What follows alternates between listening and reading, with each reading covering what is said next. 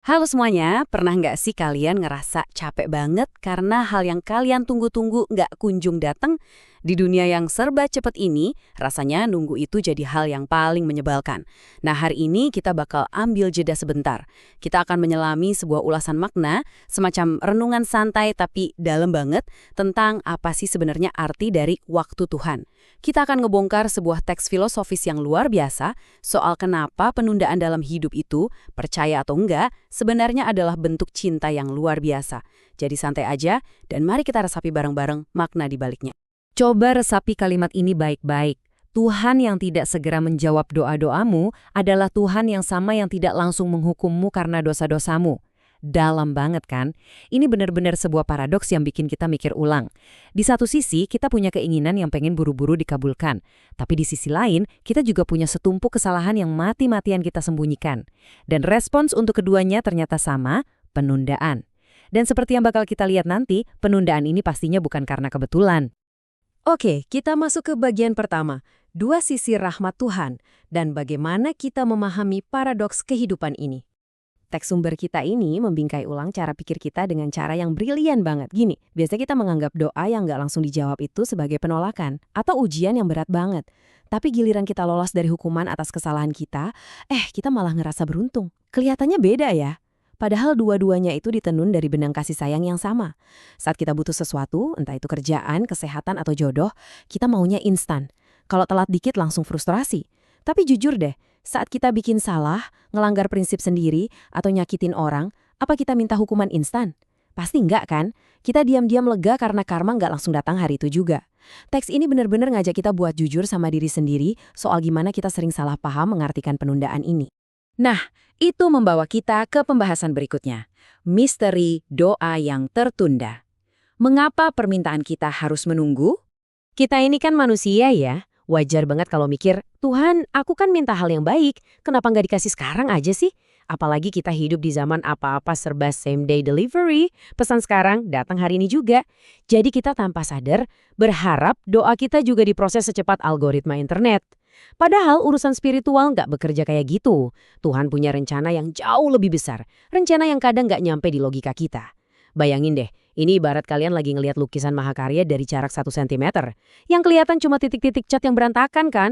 Cuma sang pelukis yang bisa lihat gambar utuhnya. Teks ini ngingetin kita bahwa Tuhan itu tahu persis apa yang kita butuhkan. Terkadang, apa yang kita tangisi dan kita minta mati-matian hari ini sebenarnya justru bukan hal yang kita butuhkan untuk saat ini. Terus, buat apa dong ditunda-tunda? Nah, teks ini merangkumnya jadi 3 pelajaran penting. Pertama, jelas belajar bersabar. Tapi ingat, sabar itu bukan cuma soal nungguin waktu lewat, melainkan gimana sikap kita selama nunggu. Kedua, belajar percaya. Maksudnya, ngebangun keyakinan kalau penolakan hari ini bisa jadi adalah bentuk perlindungan dari sesuatu yang buruk di depan sana. Dan ketiga, mengandalkannya. Coba deh perhatiin, pas kita udah kehabisan cara, pas kita udah nggak bisa ngontrol apa-apa lagi, di titik itulah kita benar-benar pasrah dan berserah diri. Jadi penundaan itu bukan karena dia cuek, tapi ruang tunggu itu dipakai sebagai ruang kelas supaya mental dan jiwa kita jadi lebih kuat. Kita lanjut ke bagian waktu Tuhan selalu tepat, menunggu momen terbaik. Emang gampang banget ngerasa putus asa pas rasanya doa kita kayak cuma mantul di atap. Tapi sumber kita kali ini pengen negesin satu hal buat kalian yang mungkin lagi capek-capeknya nunggu doa yang belum kejawab. Itu bukan berarti kalian dilupakan. Kesunyian itu sendiri adalah bagian dari proses. Keterlambatan itu sangat disengaja. Bakal ada waktu yang tepat buat semuanya. Dan pas waktu itu datang, itu pasti momen yang paling sempurna. Pernah nggak sih kalian nengok ke masa lalu terus sadar, wah untung aja ya doaku yang dulu nggak dikabulkan. Kalau iya, aku pasti berantakan nerimanya. Nah, itu dia.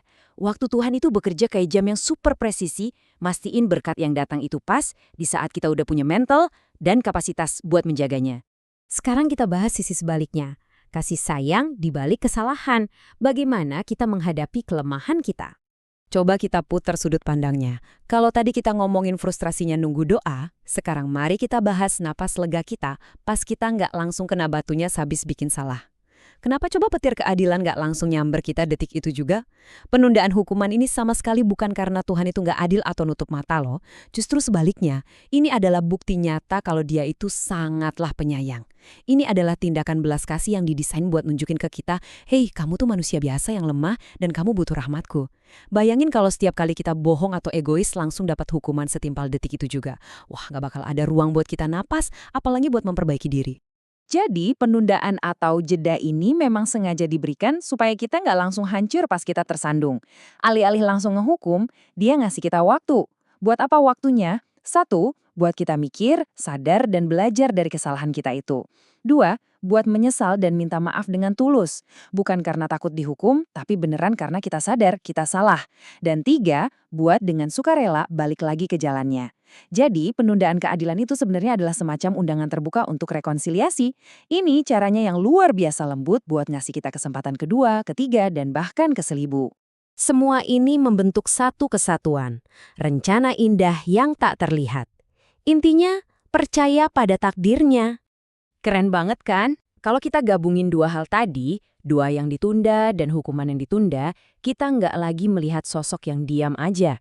Kita melihat sebuah skenario raksasa yang aktif dan penuh cinta yang terus menopang hidup kita di belakang layar. Keduanya dirajut jadi satu rencana yang super indah. Nah, so what? Apa yang bisa kita bawa dari renungan ini? Intinya, kita diajak buat ubah mindset. Mari kita percaya kalau Dia selalu punya rencana yang indah, biarpun jalannya lagi kerasa keriting banget. Kita harus percaya kalau Dia selalu bekerja buat kebaikan kita, bahkan saat rasanya hidup ini stuck nggak kemana-mana. Dan yang paling penting, rahmat-Nya itu selalu mengalir buat kita. Entah itu bentuknya mencegah hal yang kita mau tapi ternyata buruk, atau ngasih toleransi buat kesalahan yang kita perbuat. Sebagai penutup eksplorasi kita, mari kita kembali ke satu kalimat yang menurut saya jadi gongnya. Dengerin ini ya. Tuhan tidak segera menjawab doa-doamu, tapi Tuhan selalu ada di sana, menunggu kita untuk percaya dan mengandalkannya. Ingat, kehadirannya adalah satu-satunya hal yang pasti. Dia nggak pergi kemana-mana waktu dia diam. Justru, dia itu lagi dekat banget, sengaja ngasih ruang kosong, supaya kita bisa ngisi ruang itu dengan rasa percaya dan bukan malah panik nggak karuan. Yang pada akhirnya meninggalkan kita dengan satu pertanyaan besar buat dibawa pulang. Kira-kira, sanggup nggak kita mengubah sudut pandang kita mulai hari ini? Mampukah kita berhenti melihat menunggu sebagai sebuah hukuman dan mulai melihatnya sebagai bentuk cinta yang paling dalam? Mengubah rasa kesal kita saat menunggu jadi rasa syukur karena kita lagi dijagain? Saya harap ulasan ini bisa ngasih kalian sedikit ketenangan dan perspektif baru buat menghadapi masa-masa menunggu kalian masing-masing. Terima kasih udah nongkrong bareng di renungan kali ini, dan teruslah cari makna di balik setiap jeda dalam hidup kalian. Sampai jumpa!